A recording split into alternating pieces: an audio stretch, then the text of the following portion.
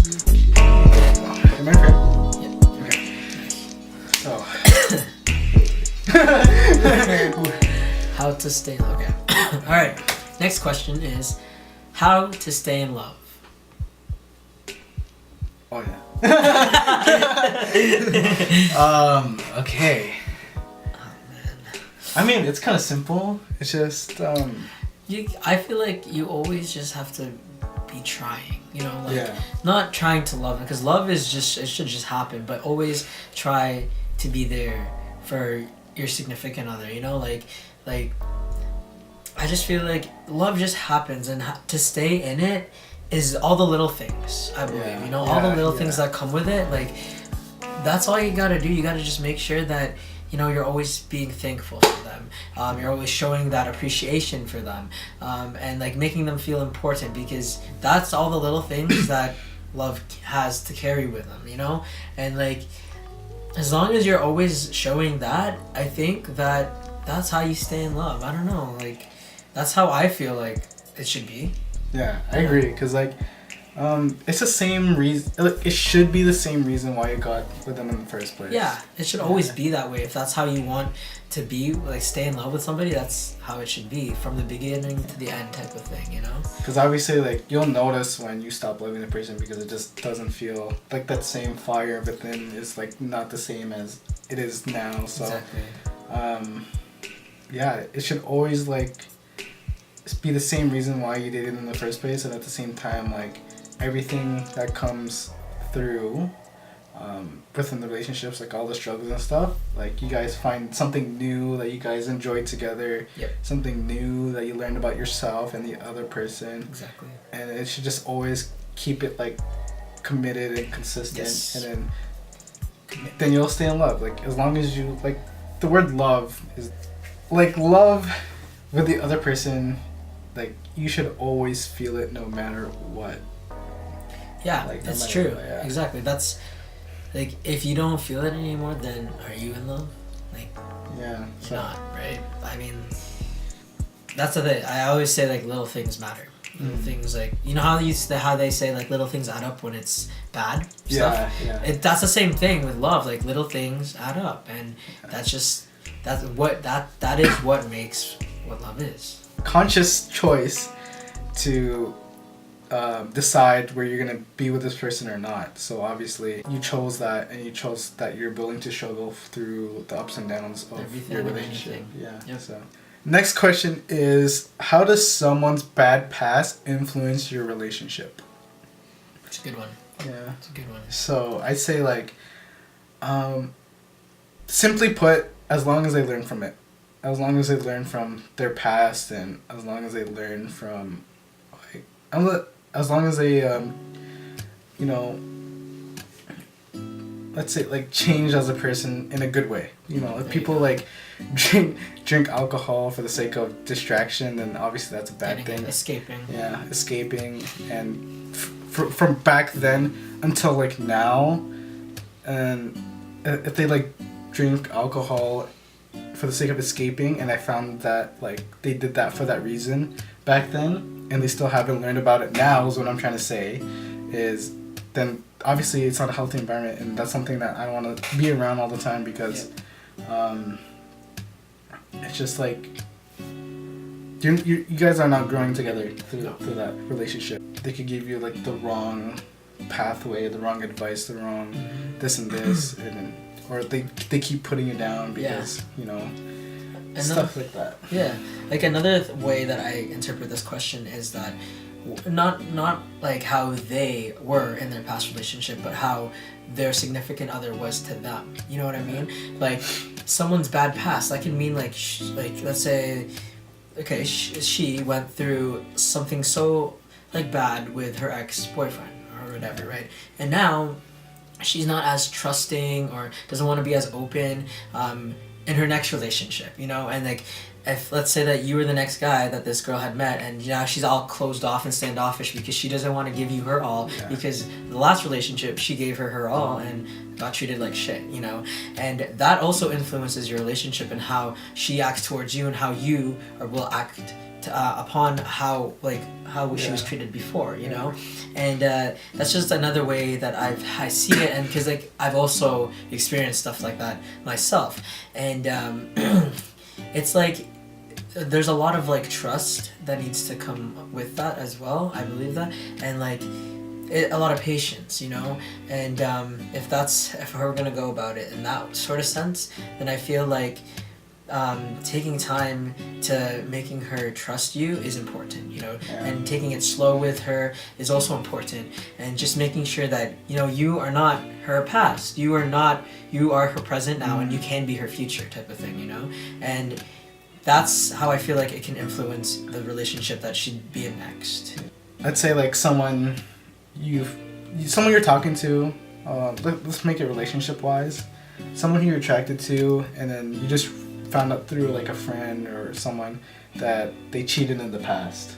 You would have kind of like trust issues with this person if you were going to relationship with. I'd say even before, let's say for this scenario, before the relationship starts, like get to know the person a lot, like take some time to make sure like, you know, you trust them a lot, in the sense that they're not like fooling around and not doing stuff like that. You won't find trust in the beginning. You'll find trust the more you talk about like the more you're with them. Exactly. So obviously take your time. Don't rush into it. You don't want to rush anything. So take your time to find out if this person if you really like them, but you found out through another person, because you know rumors spread, and you don't want to go off of like someone else's rumor, because unless you've experienced it yourself. Exactly. Right? So be the person to witness it firsthand before ever judging somebody else. And then obviously for this other scenario, let's say you're dating the person already, and then you find out that they cheated on someone. And obviously same thing with the other scenario, like take your time to, you know, make sure this person is not doing anything behind your back, and you know, and if the person does cheat on you, then obviously that's a whole different discussion. If you find out the person is cheating on you, then it's also obviously a non-healthy environment that you want to be in. So exactly. Obviously you know your self-worth. You don't want to be cheated on unless you're in an open relationship.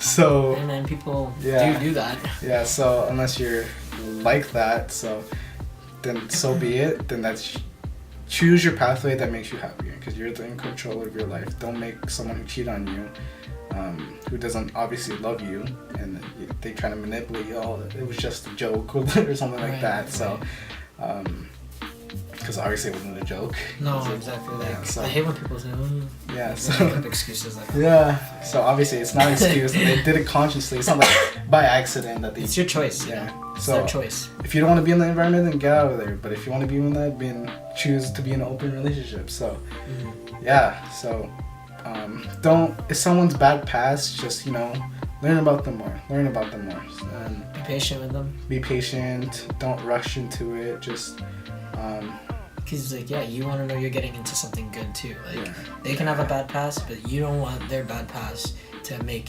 your present bad with them. You know.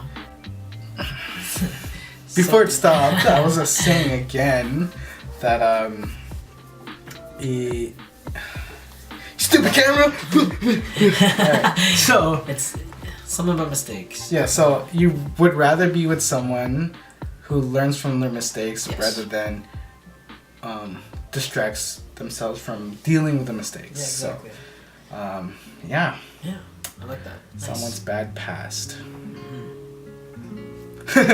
Next question. How to deal with someone who cheated and still love them?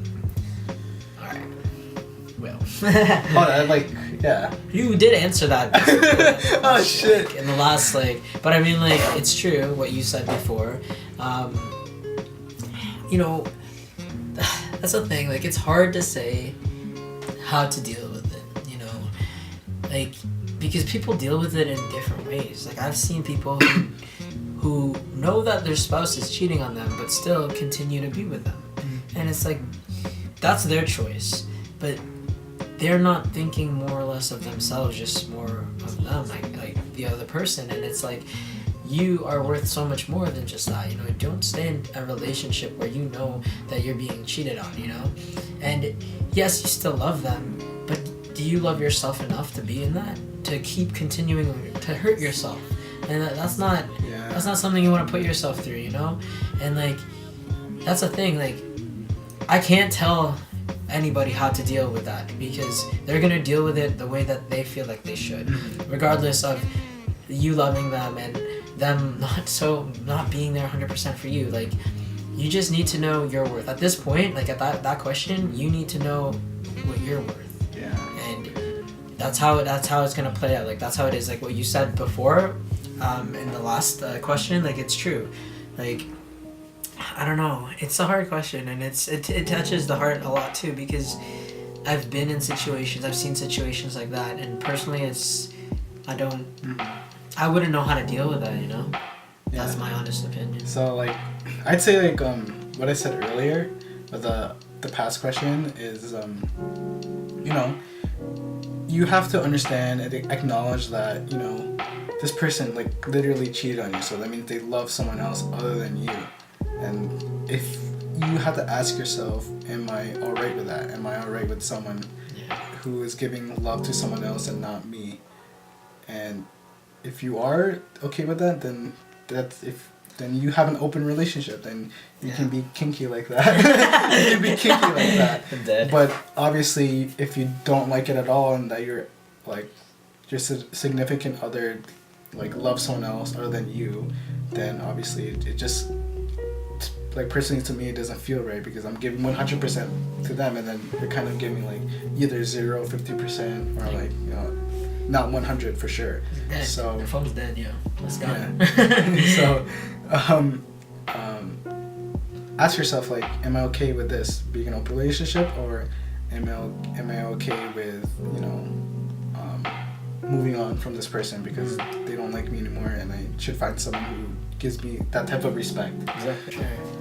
All right, so that was a lot of relationship advice. So let's say next question is, how do I gain confidence?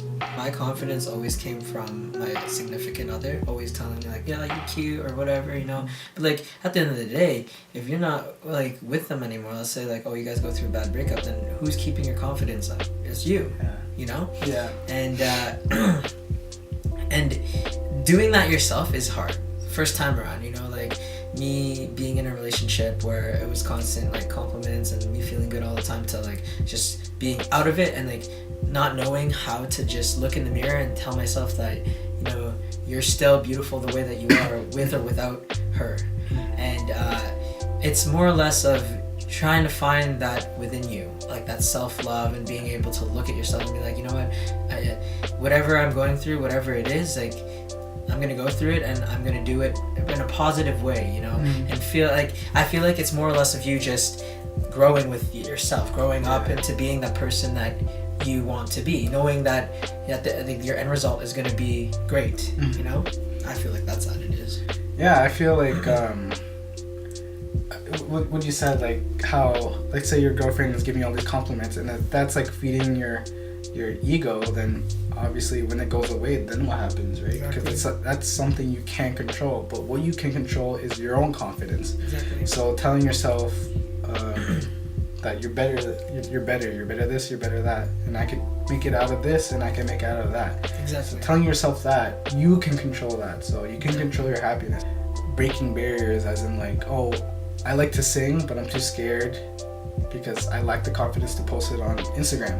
Yeah. And to do that, you gotta break the barrier where, you know, to say, like, screw it, I'm gonna post it on Instagram. And then next thing you know, honestly, do what you love. Yeah, do what you love. And then make sure that, you know, you're doing this for yourself, and, you know, and then the comments, the love comes with it. Exactly. Like, you're not asking for it. No. Like you're singing, and then people were gonna be like, wow, you're a great singer. And then that should not be your goal. That should be, like, have those comments be like the extra boost. Yeah, you extra know what boost, I mean? yeah. Like, it's like you don't expect it, but when it happens, you're like, wow, like, you feel good, because not one person is not gonna notice how great you are. there's gonna be a lot of people who notice everything about you and anything about what you love to do. So when you showcase that and then other people witness it, they're obviously gonna compliment you. They're obviously gonna say like, great job, you know, like that's awesome. And that also helps you. That also helps you also realize that one person is not gonna. It's not only one person that can make you feel good. It's everybody around you if you let them. And you just gotta have that confidence to push through that. It's like, it's at the same time thinking that you're always a shit, but at the same time being humble. Yeah, you know, like that's what was that quote I had? I was like, be confident, not cocky. Yeah. I like that a lot. So like my experience with that is when I went through a breakup, and I found dance that gave me confidence because we learned the choreography and then then they put us in groups and then we just showcase what we learned, and that would give me like a lot of insecurities because I would be so scared where people think that, oh, if I mess up everyone's gonna laugh at me or say in their head like this person's a really bad dancer. But over time, that's why I love dancing, because it makes you feel like really vulnerable and you're kind of breaking the barriers where, you know, you just say like, you know what, I'm gonna do groups and kill it. Even if I mess up, I'm having fun. Be positive. Be positive. So when she saw problems, it gave you happiness. So the problem with me was I was scared to go in groups, and then once I like, you know, problem solved it by just saying like, screw it, I'm gonna do groups, and then if I mess up, I mess up. It doesn't matter. Like I'm learning from it. Exactly. So learning from mistakes is a huge thing. Yep. So agreed. Yeah, like you're gonna die. You don't know when you're gonna die. So just live every day like it's your last. So just say, just fuck it. Fuck it.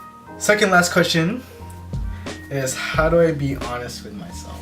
Understanding your distractions. Like, what are distractions to you? What is something that you are doing that is preventing you from growing as a person? So if it's like, say, going to a party for the sake of getting away from problems, like sometimes you don't notice that, you just want to go to this party to have fun. It, like at the back of the mind, you know that you have to deal with this, then deal with it first and then use the party as a result of like a reward type of thing. But don't get it mixed up between a break, like having like I'm doing a bunch of hard work and then using this party as a break, then that should be fine. It's okay. You need that break because you've been working super hard. The negatives that you have in you, and like how you see things and like your perspective on it. It's just like, okay, understand where that had influenced you, and understand that, you know, you don't necessarily have to have that kind of outcome, you know, like you can always have a better outcome. You can always be positive, and like you take whatever hurt you before, remember it, because you're gonna turn that over and you're gonna make sure that it never hurt you again. And that's the thing, like you gotta learn from it, you gotta grow from it, and that's you being honest with yourself. That's you telling yourself to be a better person, to be better and understand where and how you want to grow. And that's it. Final question. How do you know if someone is interested in you, or how do you keep the person interested? When I don't know if someone likes me or not, I Google it. It sounds so funny, but and I remember like the two that I remember the most was a lot of eye contact, and if she's like, hey, you know, like touch you, and it actually helped me a lot to figure it out. And you know what? It's not just about like that kind of stuff. It's also like trying to see if they're interested in talking to you, like going out of their way to talk to you, rather than like, oh, like it's just like a hey, hi type of thing, how are you, and that's it. But having them go out of their way to ask you like, well, what did you do today, you know, or like just trying to get to know you more, kind of, is a good way to figure out if she's interested or not, you know what I'm saying? Like if a person's not interested, they won't give them, they won't give you their time. They won't. Like I think of like learning psychology where like a person's like this, they're really engaged. Yes, yeah, and exactly. the person like laid back, they're like engaged, and then they're comfortable with you. Exactly. But if someone's like on their phone and then like this, and then those are signs where it's like, like, all right, you ain't paying attention to me. Sorry, what? Exactly. Yeah. But if they're on their phone, be like, oh yeah, and like still continue Like they're actively listening. They're probably texting their mom. But you want to see that the person that you like or that you're trying to figure out is interested in you has your full attention. You know, like that's how you know. Like if they have your full attention, then I think that's it. Yeah.